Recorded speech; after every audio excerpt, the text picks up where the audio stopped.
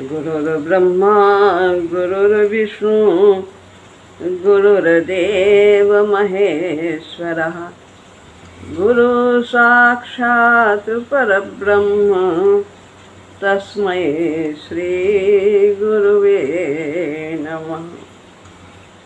श्री राम।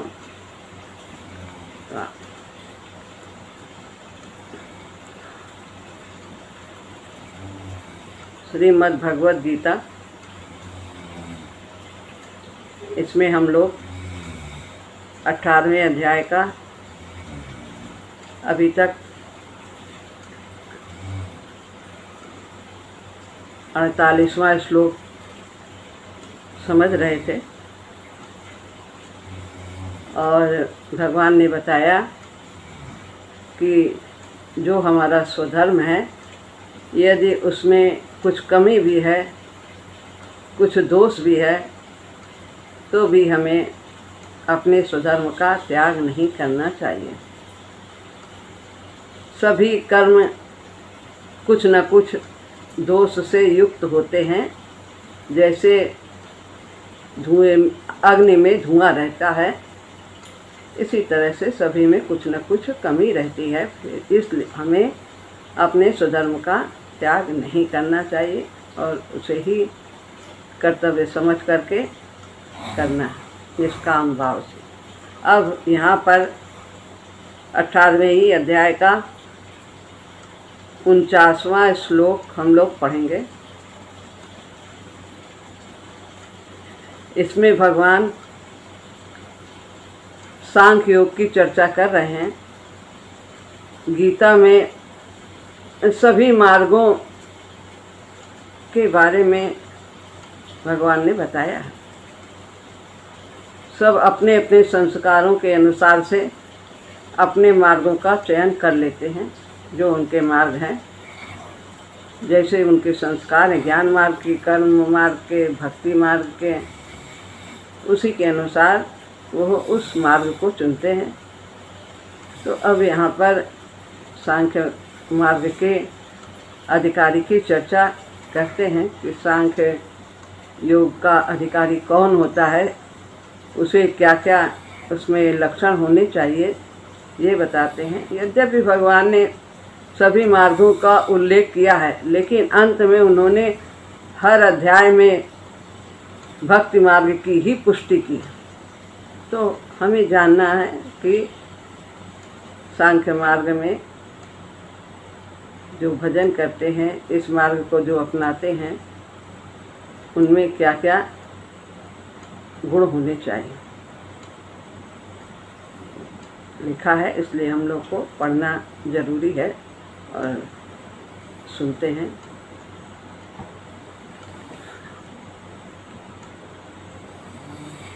उनचासवां श्लोक है।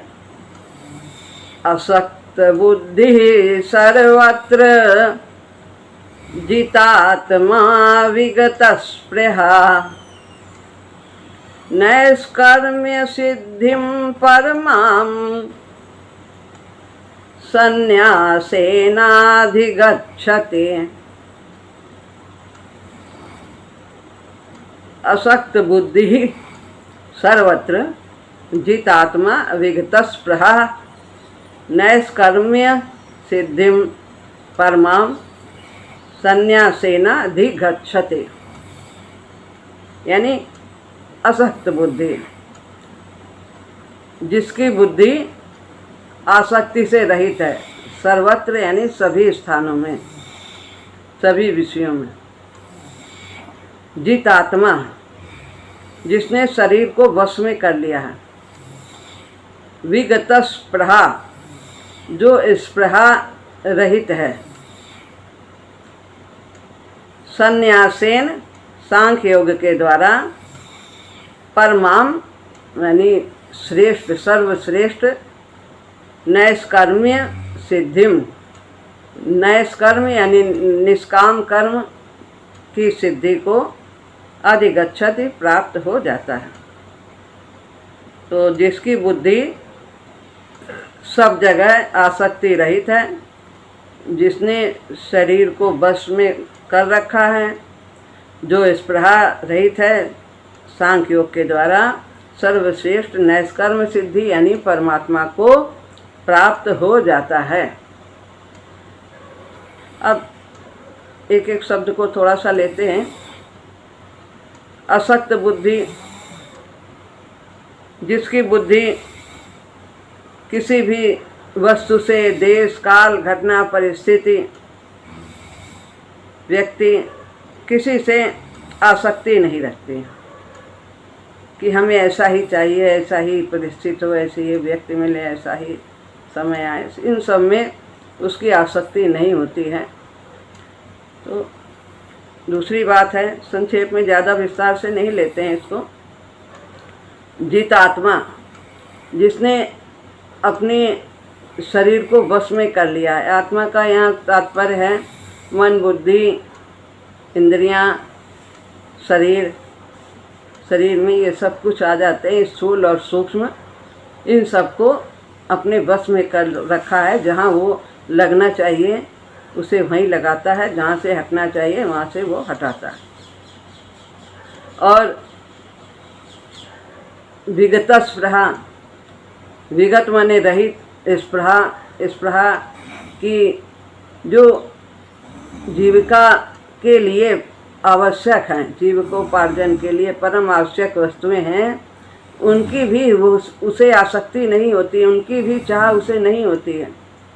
तो इस प्रकार वह सूक्ष्म जो कामनाएं हैं उनसे भी रहित होता है। जो भी मिल जाए वह उसे उतने में ही संतोष करता है। जैसे कि हमें जाड़ा आएगा तो ये कपड़ा चाहिए, ये भोजन चाहिए, पानी चाहिए, क्या क्या चाहिए, क्या सामग्री चाहिए, ये सब जरूरी है, लेकिन वो इनकी भी परवाह नहीं करता। जो विशेष ज़रूरत की चीज़ें हैं उनकी सूक्ष्म इच्छा का नाम स्पृहा है। जो विशेष ज़रूरत की चीज़ें हैं उनकी सूक्ष्म इच्छा का नाम स्पृहा। तो ये तात्पर्य हुआ कि इन सब गुणों का होना चाहिए। असक्त बुद्धि होनी चाहिए, सांख्य योग में आसक्ति न हो कहीं पर भी, अपने शरीर को वश में किया हो, मन बुद्धि इंद्रिय शरीर सबको। और विगत स्पृहा हो कि बहुत सूक्ष्म इच्छा भी उसके अंदर नहीं रहती है। आवश्यकताओं की छोटी छोटी जो आवश्यकताएं हैं उनकी भी उसे कामना नहीं होती, इच्छा नहीं होती। इस प्रकार तीनों लक्षणों से वह युक्त होता है और इस प्रकार होता हुआ वह परमात्मा को प्राप्त करता है।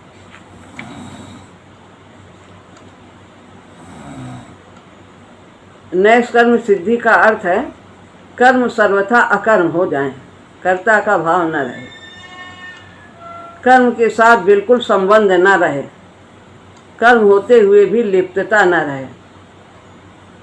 तो ये है नैष्कर्म। ये नहीं कि हमने कर्म छोड़ दिया है और हम चिंतन उसका कर रहे हैं, न स्थूल से हो और न सूक्ष्म से हो। अब हम लेते हैं 50वां श्लोक इसी अध्याय का। उस परम सिद्धि को प्राप्त करने की विधि भगवान इसमें बताते हैं, जो सांख्य योग के हैं साधक। तो पहले तो उनके गुण बताए हैं, अब सांख्य योग किस प्रकार करें वो विधि बताते हैं कि परमात्मा को प्राप्त हो जाए। सिद्धिं प्राप्तो यथा ब्रह्म तथाप्नोति निबोध में, समासेनैव कौन्तेय निष्ठा ज्ञानस्य या परा। सिद्धिं प्राप्तो यथा ब्रह्म तथाप्नोति निबोध में, समासेनैव कौन्तेय निष्ठा ज्ञानस्य या परा। हे कौन्तेय, सिद्धि यानी कि सिद्धिम का मतलब है अंतःकरण की शुद्धि को प्राप्त हुआ साधक ब्रह्म माने ब्रह्म को, या जो कि ज्ञान से ज्ञान की परानिष्ठा है, जिस प्रकार से प्राप्त होता है, आपनोति जिस प्रकार से प्राप्त होता है, उस प्रकार को, तथा माने उस प्रकार को, मैं माने मुझसे, समासेन यानी संक्षेप में, एवं माने ही समझो। संक्षेप में बता रहे हैं यहाँ। सिद्धिम का तात्पर्य है अंतःकरण की शुद्धि। तो जिसको पहले बताया जा चुका है, अंतःकरण की शुद्धि के लिए 3 बातें बताई हैं। असक्त बुद्धि, जितात्मा और विगत स्पृहा। इस प्रकार जब हो जाता है, किसी चीज़ से आसक्ति नहीं रहते, सर में अपना शरीर, मन, बुद्धि, इंद्रियों को बस में रखता है और आवश्यकताओं की भी उसे चाह नहीं होती है, किसी भी प्रकार की वो चिंता नहीं रखता है, तो इस प्रकार से ये उसका अंतःकरण ये सब होने से शुद्ध हो जाता है। लोक में तो ऐसा कहा, मन चाही चीज़ मिल गई तो सिद्धि हो गई, अणिमा आदि सिद्धियां मिल गई तो सिद्धि हो गई, पर वास्तव में ये सिद्धि नहीं है, क्योंकि इसमें पराधीनता है। हम वस्तु के अधीन हो जाते हैं, व्यक्ति के अधीन हो जाते हैं। जो हम मन चाही संसारिक वस्तुएं चाहते हैं तो फिर उनकी हमें चाह होती है, उनके अभाव में हम दुखी रहते हैं। तो इसको सिद्धि नहीं कि सिद्धि मिल गई, हमें मिल गई, जो हम चाहते हैं वो हमें प्राप्त हो जाए, ऐसा नहीं। तो सिद्धि है यहाँ पर अंतःकरण की शुद्धि। अतः जिस सिद्धि में किंचित मात्र भी कामना न हो, वही वास्तव में सिद्धि है। अब निबोध में अंतःकरण की शुद्धि रूप सिद्ध को प्राप्त हुआ साधक ही ब्रह्म को प्राप्त होता है। जब ये सब तीनों बातें होती हैं तभी उसे परमात्मा की प्राप्ति होती है, जो सांख्य योगी हैं। तो इसलिए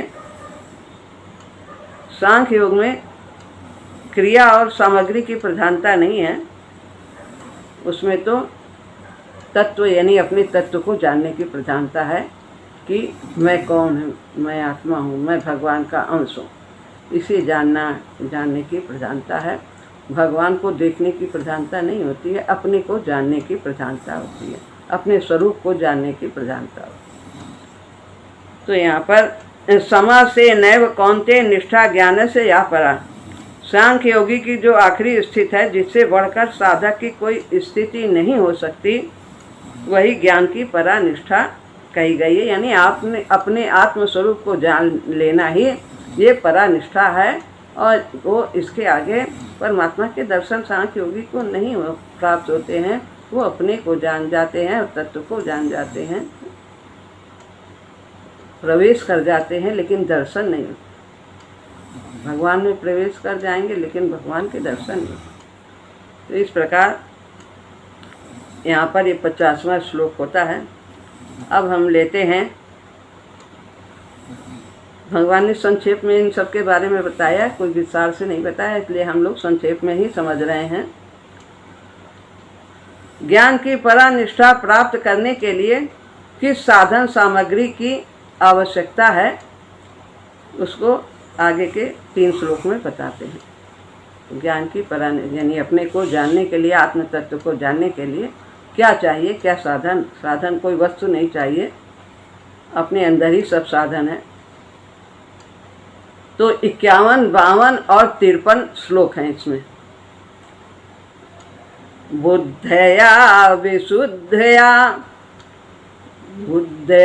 विशुद्धया युक्तो धृत्यात्मानं नियम्य च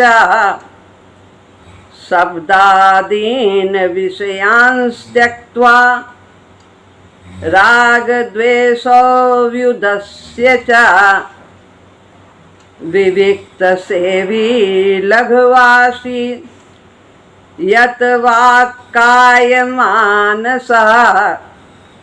ध्यानयोगपरो नित्यं वैराग्यं समुपाश्रितः अहंकारं बलं दर्पं कामं क्रोधं परिग्रहं विमुच्य निर्ममः शांतो ब्रह्म भूयाय कल्पते। ये 3 श्लोक बताए हैं। विशुद्धया, जो विशुद्ध यानी सात्विक हो, बुद्धि वाला हो, बुद्धया बुद्धि से युक्त हो, और धृत्यात् आत्मानम यानी धैर्य पूर्वक इंद्रियों का नियमन करके, शब्दादीन विषयांश त्यक्त्वा, शब्द आदि विषयों का त्याग करके,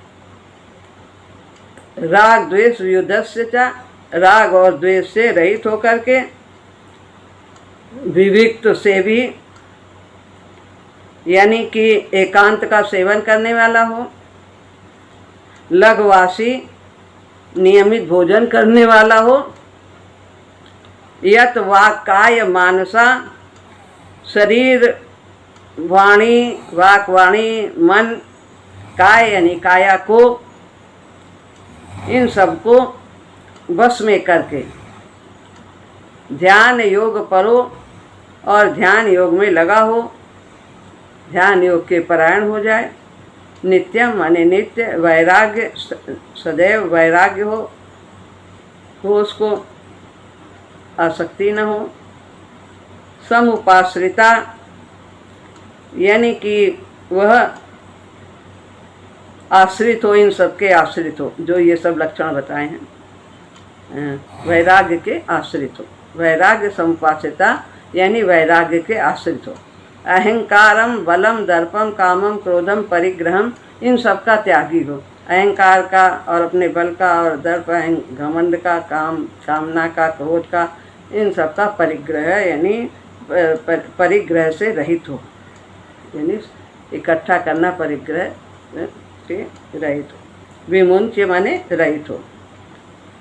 निर्ममः शांतो, और ममता से रहित हो, शांत हो। ब्रह्म भूयाय कल्पते, वो ब्रह्म पद को प्राप्त करता है। यानी जो विशुद्ध सात्विक बुद्धि से युक्त, वैराग्य के आश्रित, एकांत का सेवन करने वाला, नियमित भोजन करने वाला साधक, धैर्य पूर्वक इंद्रियों का नियमन करके, शरीर वाणी मन को वश में करके, शब्दादि विषयों का त्याग करके और राग द्वेष को छोड़ करके निरंतर ध्यान योग के परायण हो जाता है। अहंकार बल दर्प काम क्रोध और परिग्रह से रहित होकर के इस प्रकार करता है। ममता से रहित शांत होकर के ब्रह्म पद को प्राप्त करता है। तो ये है, इसमें बताया है। थोड़ा सा इसके बारे में संक्षेप में समझते हैं। बुद्धया विशुद्धया युक्त, जो सांख्य योगी का साधक है और ये जो परमात्मा को प्राप्त करना चाहता है, तो उसकी बुद्धि विशुद्ध यानी सात्विक होनी चाहिए। विवेक उसका स्पष्ट होना चाहिए, धुंधला नहीं होना चाहिए कि जैसे पानी में मिट्टी घुल गई तो पानी के नीचे अगर हम देखते हैं तो उतना साफ नहीं दिखता। उसे स्पष्ट होना चाहिए सत्य क्या है और असत्य क्या है। तो ये बुद्धि उसकी स्पष्ट तत्व को जाननी चाहिए। वैराग्यम समुपाश्रिता, जैसे संसारिक लोग राग पूर्वक व्यक्ति वस्तु आदि के आश्रित रहते हैं, ये भी नहीं मिलेगा तो हम सुखी नहीं हो पाएंगे, काम कैसे चलेगा, ये व्यक्ति होना चाहिए, ये वस्तु होनी चाहिए, ऐसा ऐसा होना चाहिए, तो उनका सहारा मानते हैं, आश्रित रहते हैं। लेकिन सांख्य योगी इस प्रकार से उनके आश्रित नहीं रहता है। सब जन समुदाय स्थान आदि सबसे उसकी निर्लिप्तता बनी रहती है। विविक्त सेवी और विविक्त एकांत का सेवन करने वाला होता है, उसे एकांत प्रिय होता है, एकांत में रहना ज़्यादा पसंद करता है। पर अगर एकांत हो तो अच्छी बात है, भजन ध्यान अच्छा चलता है, लेकिन उसका आग्रह नहीं होना चाहिए कि अगर एकांत ना मिले तो मन विक्षेप हो जाए, हलचल हो जाए। ऐसा तो अपने में भी है, शांत भाव से बैठते हैं ध्यान में, और लेकिन कभी भी ऐसी परिस्थिति आ जाती है तो अपने को देखना है कि हम उसमें मन हमारा अशांत तो नहीं हो रहा है कि ये कैसे लोग हैं, कैसे आ गए, कैसे भीड़ आ गई, क्या करें, अब उतना भजन नहीं हो रहा, कैसे करें, एकांत रहता है तो कितना, ये सब फिर इससे परेशान नहीं होता। एकांत है तो अच्छा है, नहीं मिलता है कोई परिस्थिति है तो उसमें भी अपने मन को स्थिर रखना चाहिए।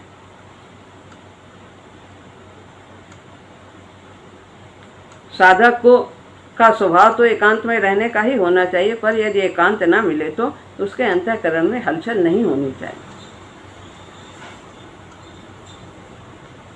अब है लघुवासी। साधक का स्वभाव अल्प खाने का होना, स्वल्प नियमित और सात्विक भोजन करने का। वो जो सांख्य योगी हैं, अपने यहाँ भी है कि महाराज जी कहते भैंस को न्योता ना दो, भक्ति मार्ग में भी, लेकिन सांख्य योग में भी विशेष ध्यान देते हैं। वो लोग तो बहुत कुछ स्वाद भी नहीं लेते हैं, ऐसे वो देखा है कि सारा जो कुछ भी कई चीज़ें आ गई खाने की तो उन सबको एक में मिला के ऐसे ऐसे सान के सब एक साथ खा जाते हैं। लेकिन हम लोग भक्ति मार्ग में सब कुछ अलग है, तो उसमें भी वह अलग अलग स्वाद लेकर के, प्रभु का प्रसाद है, प्रभु ने कितना अच्छा दिया है, प्रभु खा रहे हैं, इस भाव से हम उन प्रसाद को स्वीकार करते हैं। भोजन के विषय में हित, मित और मेद, ये 3 बातें बताई गई हैं। 3 बातें होनी चाहिए भोजन के विषय में। क्या? हित का तात्पर्य है कि भोजन शरीर के अनुकूल हो, सभी को ऐसा करना। भोजन ऐसा खाएं कि जो शरीर को बीमार ना करे और पुष्ट हो, अनुकूल हो। अवस्था के अनुसार हमारी पाचन क्रिया बदलती है, तो हमें ऐसा ही भोजन करना चाहिए जिसे हम अच्छी तरह से पचा सके, हमारे शरीर के लिए हितकारक। मित का तात्पर्य है कि भोजन ना तो अधिक करें और ना भोजन कम करें। ज़्यादा नहीं खाना, स्वाद अच्छा हो गया तो ज़्यादा नहीं खाना, और कम अच्छा है तो भी कम नहीं खाना। जितना हमारा नाप तौल का हम लेते हैं मात्रा, उतना ही भोजन करना चाहिए। और मेद, मेद का तात्पर्य है कि भोजन पवित्र हो। पवित्र हो इसका मतलब है कि ईमानदारी के पैसे से आया हो। पवित्रता मुख्य रूप से, और बनाने वाला भी शुद्ध आचरण वाला हो, अच्छे भाव से बनाए तो भोजन पवित्र हो जाता है।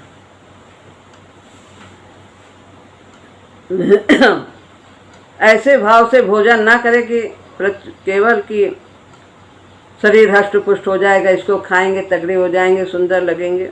नहीं, भोजन किस लिए कर रहे हैं? क्षुधा की तृप्ति के लिए कर रहे हैं। धृत्यात्मानम नियम में चा। संसार के कितने ही प्रलोभन आ जाएं, पर उसमें धैर्य होना चाहिए। परमात्मा तत्व से विचलित अपने को ना होने दे। कितने भी ये मिल जाएगा, जैसे ध्रुव को अब नारद जी ने लोभ दिखाया, चलो तुमको अब इतना राशन मिलेगा, फिर और बढ़ा दिया, फिर और बढ़ा दिया, तो लालच दिया। लेकिन नहीं, उन्होंने कहा नहीं, हमें तो भगवान को ही पाना है, भगवान से ही हमें मांगना। तो इस तरह सांसारिक प्रलोभन आने पर भी परमात्मा तत्व की प्राप्ति से विचलित ना हो, जो ध्येय बनाया है उस ध्येय से अलग ना हो, दृढ़ निश्चय हो। हर समय यह जागृत रहे कि इंद्रियों के द्वारा साधन के विरुद्ध कोई भी ऐसी चेष्टा न हो जाए कि जो हमें पथ से थोड़ा अलग कर सके। तो ऐसा वो जागरूक रहता है सभी इंद्रियों के विषय में। यत वाकाय मानसा, शरीर, वाणी और मन को संयत करना भी साधक के लिए बहुत जरूरी है। तो इसमें अपने शरीर को बहुत जागरूक रहते हैं वाणी के विषय में। तो वह शरीर से वृथा ना घूमे, देखने सुनने के शौक से कोई यात्रा ना करे, वाणी से व्यर्थ की बातचीत ना करे, आवश्यक होने पर ही बोले, असत्य, चुगली, निंदा आदि ना करें, तो इस प्रकार मन से राग पूर्वक संसार का चिंतन न करें। ये सब 3 प्रकार की बातें हैं कि शरीर से, मन से और वाणी से। मन से भगवान का चिंतन करें और शरीर को जहाँ जाना है वहीं पर ले जाएं, जहाँ नहीं जाना वहाँ ना ले जाएं। तो ये बातें बताएं। शब्दादीन विषयांश त्यक्त्वा, ध्यान के समय बाहर से जितने संबंध विषय रूप में आते हैं, जिनसे संयोग सुख मिलता है, उनके मिलने से हमें सुख होता है। आँख से हम रूप देखते हैं तो सुख मिलता है, कान से बड़ाई सुनते हैं, नाक से सुगंध लेते हैं, जिह्वा से रस लेते हैं, त्वचा से अच्छा स्पर्श।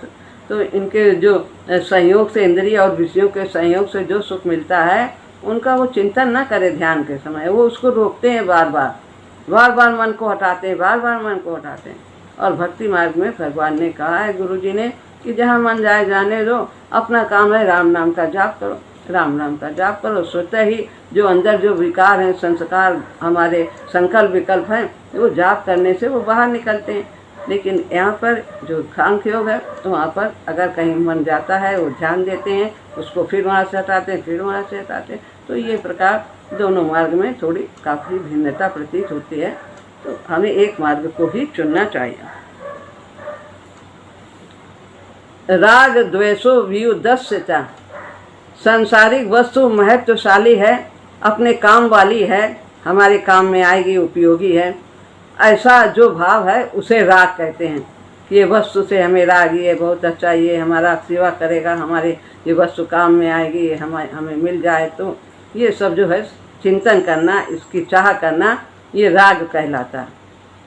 तो अंतःकरण में असत वस्तु का जो रंग चढ़ा है वो राग है। तो असत वस्तु, आज असत वस्तु क्या, संसार की जितनी भी वस्तु हैं सब असत है। जो ये 5 तत्वों से सब बना है, चिति जल पावक गगन समीरा, जो दृष्टि जहाँ तक जाती है, ये सब माया ही है। तो जो इंद्रियों द्वारा अनुभव किया जाता है वो सब असत है। असत वस्तु आदि में राग होते हुए उनकी प्राप्ति में इस प्रकार अगर हमें उनका चिंतन होता है, तो फिर ये साधन में बाधा होती है उनके। इस प्रकार ऐसा वो राग द्वेष से रहित अपने को कर। ध्यान योग परो नित्यम, साधक नित्य ही ध्यान योग के परायण रहे। ध्यान रहे, क्या करने के लिए आए हैं, भगवान को पाना है।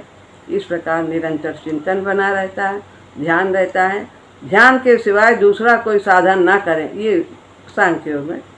तो इसीलिए बैठ जाते हैं आसन लगा के, और यही उनका साधन है। आँख बंद किया, इस प्रकार पद्मासन में वो लोग बैठते हैं। ध्यान के समय तो ध्यान ही करें, व्यवहार के समय अर्थात चलते फिरते, खाते पीते, काम धंधा करते भी ये ध्यान बना रहे कि वास्तव में परमात्मा के सिवाय संसार में कोई और सत्ता है ही नहीं। ये इस प्रकार वो ध्यान योग परो नित्यम, निरंतर ध्यान योग में लगे रहते हैं। अहंकार बलम दर्पम, तो इसमें बताते हैं गुणों को लेकर अपने में जो विशेषता आती है उसको अहंकार कहते हैं। हमारे अंदर ये गुण, हमें ये समझ दिखाई दे रहा है कि हमारे अंदर ऐसी योग्यता है, एक गुण है, तो उसको जो हम अनुभव करते हैं कि ये मेरा है गुण, तो उसको अहंकार कहते हैं।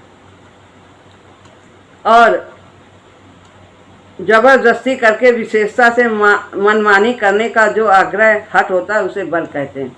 हम ऐसा कर ही लेंगे, ऐसा हमारे अंदर ये बल है, हम ऐसा प्राप्त कर ही लेंगे, इसको बल कहते हैं। जबरदस्ती नहीं हैं हम ऐसे।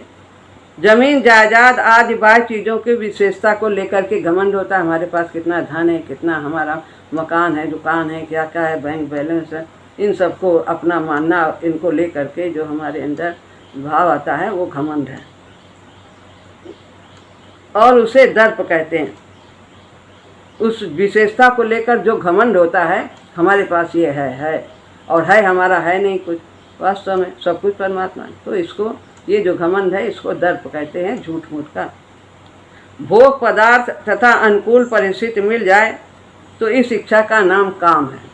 ये सब मिल जाए, संसार के संग्रह हो जाए, सब ये सब ऐसी वस्तुएं मिल जाए जिससे हमारी इंद्रियां खूब तृप्त हो जाएं, सुखी हो जाएं, इस प्रकार की इच्छा करना भोग की इच्छा करना ये काम। अपने स्वार्थ अभिमान में ठेस लगने पर दूसरों का अनिष्ट करने के लिए जो हमारे अंदर जलन होती है, जलनात्मक वृत्ति होती है, उसको हम क्रोध कहते हैं। जो कोई हमारे काम में बाधा डालता है, हम जो करना चाहते हैं और वो बाधा डालता है, तो उसके प्रति हमारे अंदर जो जलन होती है वो क्रोध कहा जाता है। भोग बुद्धि से, सुख आराम की बुद्धि से जो संग्रह होता है उसे परिग्रह कहते हैं। इतना इकट्ठा कर लें, इतना आगे बहुत अच्छा हो जाएगा, जीवन सुख से चलेगा, ये भी इकट्ठा कर लो, वो भी इकट्ठा कर लो, और इस प्रकार संग्रह करके धन वस्तु आदि एकत्रित करते रहते हैं, इसको परिग्रह कहते हैं। निर्ममम यानी कि अपने पास निर्वाह मात्र की जो वस्तुएं हैं, कर्म करने के शरीर इंद्रिय आदि जो साधन हैं, वस्तु हैं, जो शरीर है जिससे कर्म किया जाता है, इन सबसे भी आसक्ति नहीं रहती है। निर्ममा, न तन से आसक्ति है, न वस्तु से, न घर मकान, किसी चीज़ से उसमें अपनापन नहीं होता, तो इसको निर्ममा कहा जाता है। और शांत, असत्य संसार के साथ संबंध रखने से ही अंतःकरण में अशांति आती है। ये सब मेरा, ये सब मेरा, ये सब मेरा। जब हम ऐसा सोचते हैं, जो असत वस्तुएं हैं उनसे हमने संबंध जोड़ लिया, उन्हें अपनापन कर लिया, वे मेरे हैं, मेरे हैं, इस प्रकार हमने संबंध जोड़ लिया, तो हमारा मन अशांत रहेगा। ये बना रहे, ये कमी ना हो जाए, ये कहीं हमसे अलग ना हो जाए, इसी की चिंता में लगे रहेंगे। तो इसके अभाव होना, इसको शांति कहते हैं। इन सब की चिंता न करना, उन्हें अपना न मानना। जब निर्ममा हो जाएंगे तो मन अपने आप शांत हो जाएगा। तो ब्रह्म भूयाय कल्पते, ममता रहित और शांत मनुष्य परमात्मा प्राप्ति का अधिकारी बन जाता है, और इस प्रकार वो सर्वथा संसार से संबंध छूटने से ब्रह्म पद की योग्यता का सामर्थ्य उसमें आ जाता है। तो इस श्लोक की यहाँ पर पूर्ति होती है। और अब आगे दूसरा 54वां श्लोक चलेगा। तो सांख्य योग के बारे में भगवान ने बहुत कुछ संक्षेप में बहुत सी बातें बता दी हैं। श्री राम।